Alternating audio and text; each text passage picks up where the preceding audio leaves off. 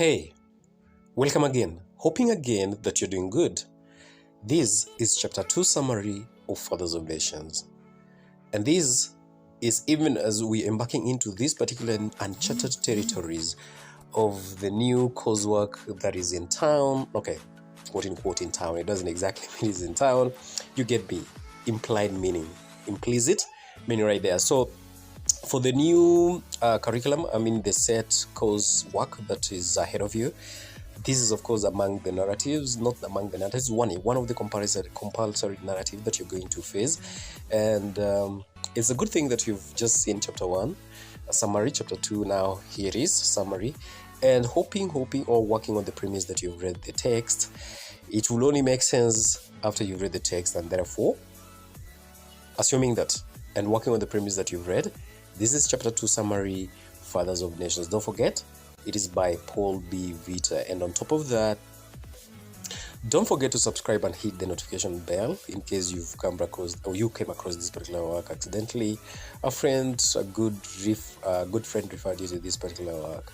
How about a thumbs up, a subscription? A subscription will ensure that maybe in our future updates, uploads, you're not going to miss out a thing, and you'll be the first one to be notified. And of course, a comment down there will motivate me to keep on doing what I'm doing. Now, chapter 2 summary, that is between page 16 to page 20. A mobile phone rings at the Seamount Hotel, West Wing, and Pastor Chineke Chiamaka answers it. It is 9 p.m. The caller wants to find out the progress. Pastor Chiamaka affirms that everything is fine. The caller inquires whether the briefcase is open and further asks what Pastor Chiamaka has seen in the briefcase. Pastor Chiamaka confirms that he sees a letter from Agency for Governance and Development in Africa, AGDA, and a copy of a document dubbed Way Omega. He also says that he sees a copy of Path Alpha, and then Path Alpha, the development strategy that AGDA believes is superior to Way Omega, and that it hopes to slip in and replace Way Omega.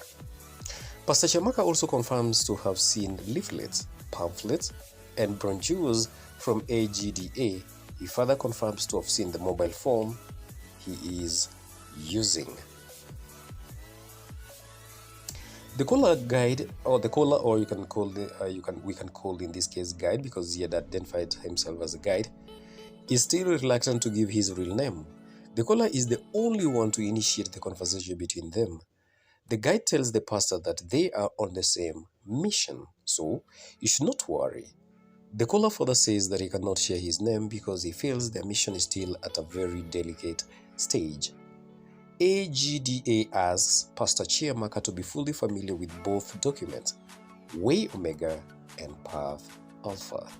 The caller reminds the pastor that he had seen him at the bar at the Seamount Hotel taking Pepsi.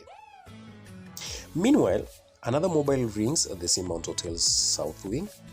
Comrade Melusi answers. Another phone rings in the West Wing. Professor Kimani takes the call. Still another phone rings in the Northern Wing. Engineer Saif Tahir responds. The time is 11 p.m. Fathers of Nations, Chapter 3 summary. Now that was Chapter 2. It ended at that particular point, and this is Chapter 3 from page 21 to page 45. The story behind Agency for Governance and Development in Africa, AGDA. In this chapter, deliberately going to develop what was behind the AGDA.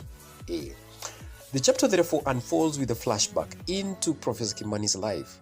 Professor Kimani joined the University of Nairobi directly as a senior lecturer straight from the University of Oxford, where he studied.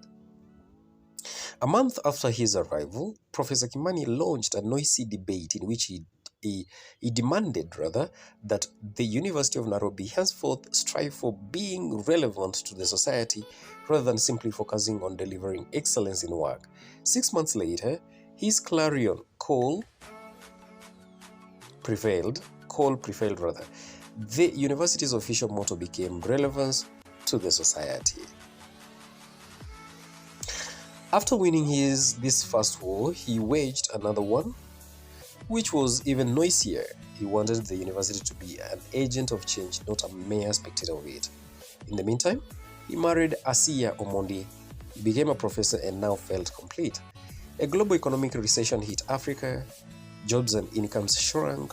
To get out of the crisis, Africa had to make changes, and donors were the architects of these proposed changes. Donors demanded for change, and Africa obliged.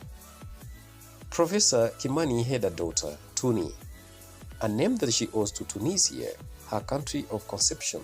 Parliament staged an economic coup to improve on their remunerations. When he started teaching, members of parliament, that is, members of parliament, MP, and less, what professors took home as salary after the coup, and an MP raked up to 100 times the income of a professor. A family discussion is underway between a father, mother, and a daughter. From the discussion, it is clear that the state has failed terribly in discharging its mandate, and therefore, the only way is to be the agent of change oneself. Meanwhile, Tuni shares what an instructor told her on why women are susceptible and fall easy prey to predators as lack of awareness of where women are, a look of weakness and helplessness, and a temptation to stray. A comparison is drawn between Professor Kimani and newborn Walomu, Professor's former junior colleague and now a member of parliament. From the comparison, Kimani, who is stuck at the university, is doing poorly while Walomu is doing very well after joining politics and having become an MP. Tuni, the only daughter and child to Professor Kimani, dies in a road accident. Tuni had to use public service vehicle because his father's car was not in good condition. This infuriated Asiya Omondi. Professor Kimani and his spouse Asiya Omondi were inconsolable over their daughter's death. In the evening, Asiya drops a bombshell to her husband that she would be leaving. She says, newborn Wolomu, the MP and professor's former junior colleague, had asked to marry her.